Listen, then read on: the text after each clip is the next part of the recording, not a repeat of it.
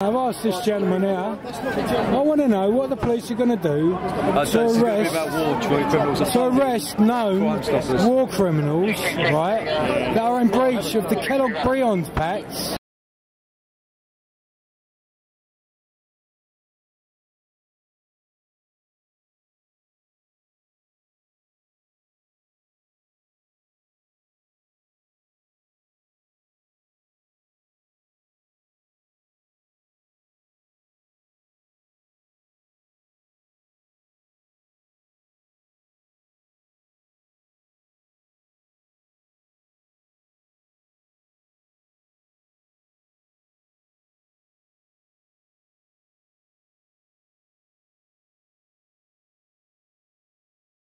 And the Geneva Convention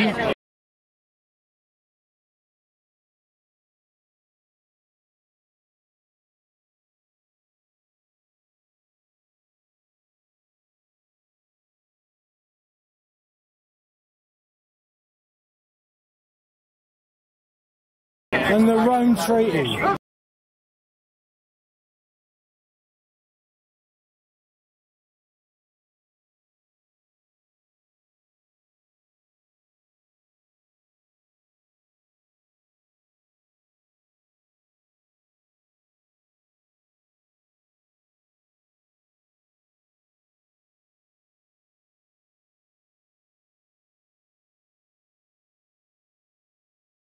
Right, you've named a lot of things there, mate. Well, okay, let's go for the Geneva Convention, alright? As my colleague who quite rightly said, go through Crime Stoppers. Do you know where these people are? Well, yeah, Tony Blair, you've got to go get Interpol to do a deportation order on him, which is where you've got to use the Maastricht Treaty to arrest him.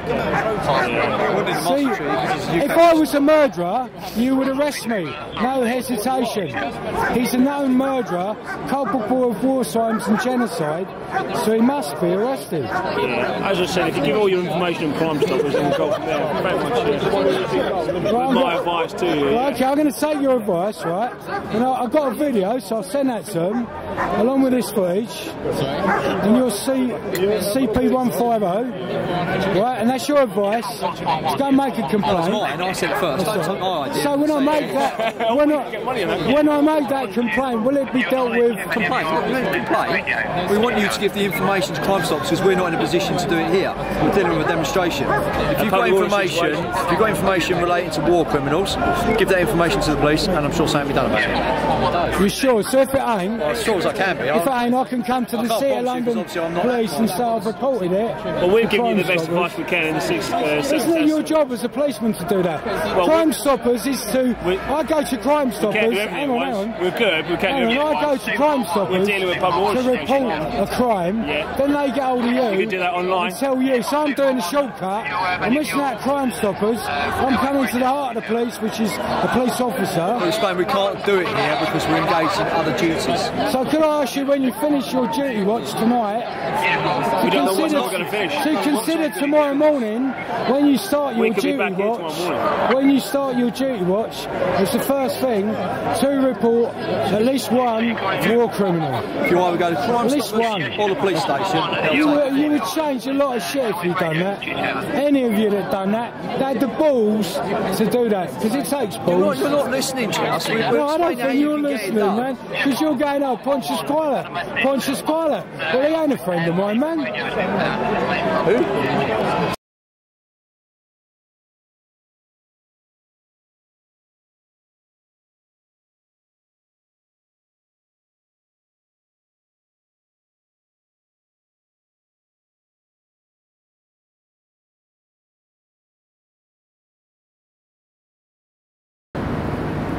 So a senior officer, eh?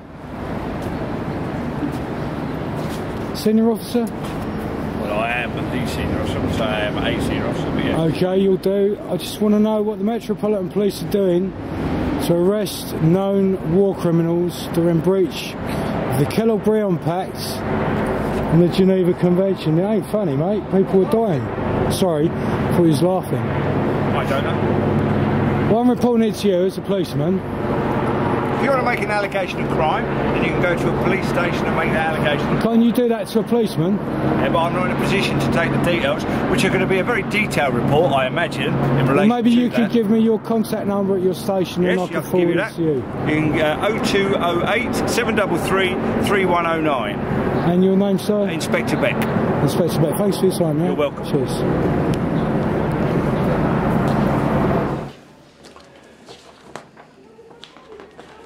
It's quite interesting, signed by His Britannic Majesty's ratifications deposited March the 2nd, 1929. The crucial phrase, these are all the signatories. Here you are, Article 1. The high contracting parties solemnly declare in the names of their respective peoples that they condemn recourse to war for the solution of international controversies and renounce it as an instrument of national policy in their relations with one another. That's Article 1. Article 2.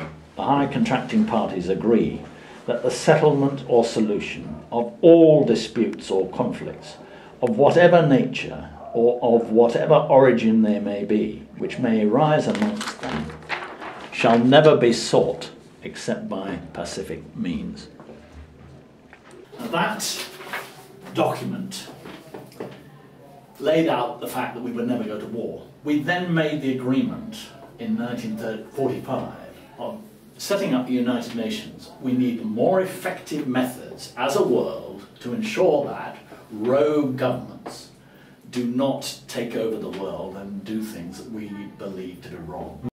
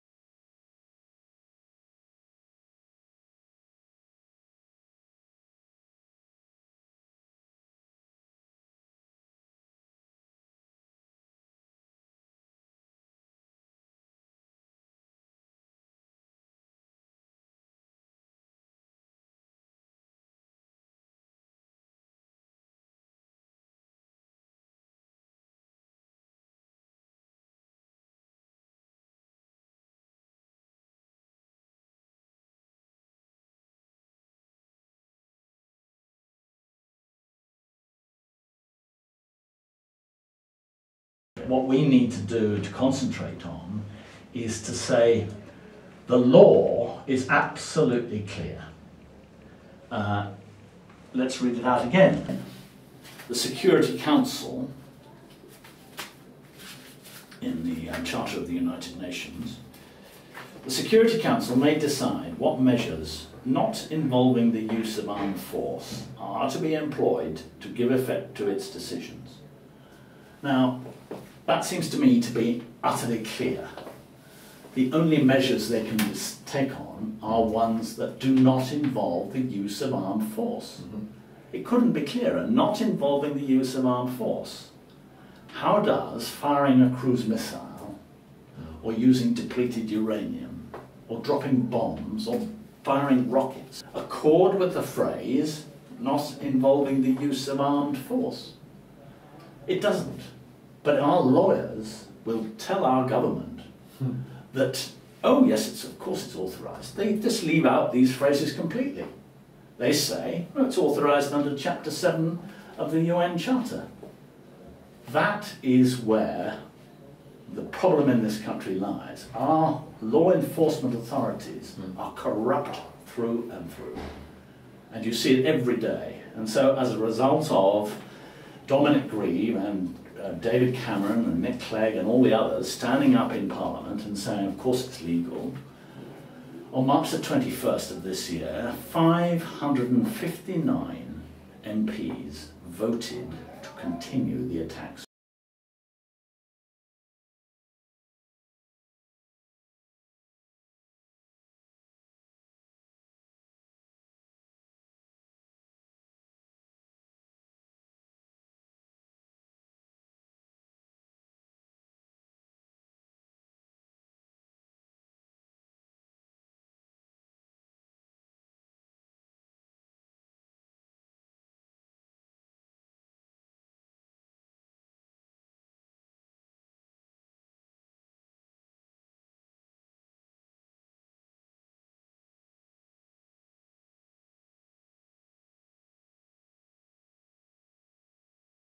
They had just been told we were firing cruise missiles, and 559 of them said, yes, let's carry on, folks.